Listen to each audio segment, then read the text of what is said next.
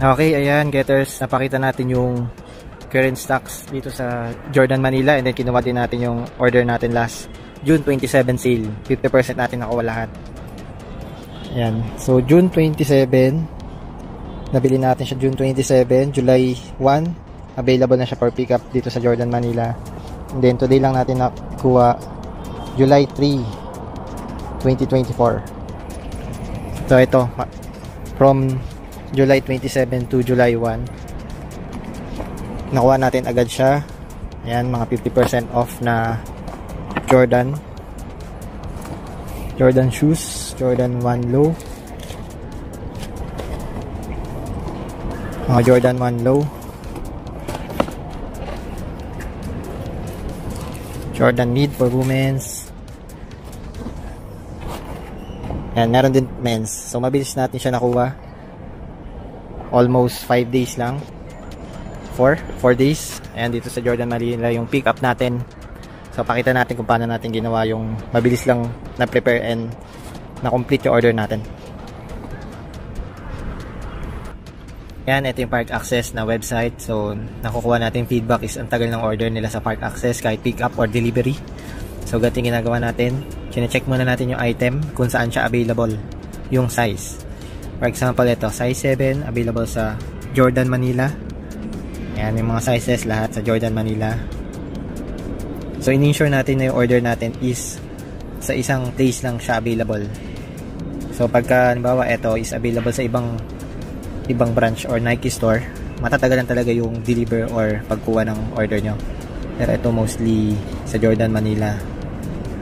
Okay, ito random. Kunwari LeBron James ang bibili natin na t-shirt. So yan, iba-iba yung availability na store. Ayan, large is available sa Glorieta.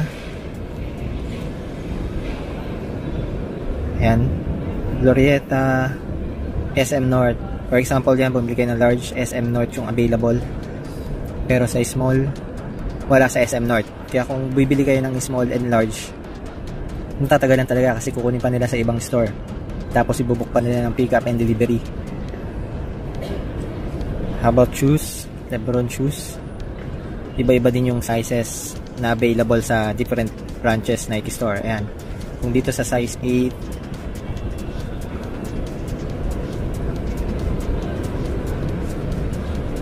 okay, medyo matagal ang mag-load.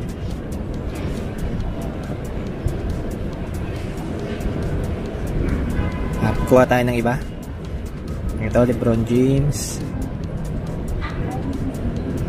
Ayan, puro sa Nike Fort yung available. So kung bibili kayo ng Jordan shoes na available lang sa Jordan Manila, tapos etong LeBron James na available lang sa Nike Fort, so tapos ang pick up nyo kunwari sa SM North, di-deliver pa nila, i-schedule pa nila for delivery.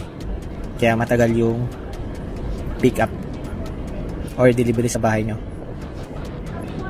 So yan, getters, based on experience yun ang ini-ensure natin na sa isang store lang available yung mga binibili natin dito sa Park Access. parkaccess.com.ph na official website ni Nike Park Philippines. Okay yan, getters, again yan based sa experience natin. Kaya mabilis yung nakuha natin yung mga items. So dumaan pa yung weekends. So probably 3 days lang yon. 3 working days. Ayun lang, getters. Thank you for watching. Sana nakatulong. And wag kayo mag-worry, nababalik din naman. Yun nga lang, ipagbalik ng sa Park Access credit card or GCash medyo matagal. Ayun lang, getters. Thank you for watching. Have a good day and God bless everyone.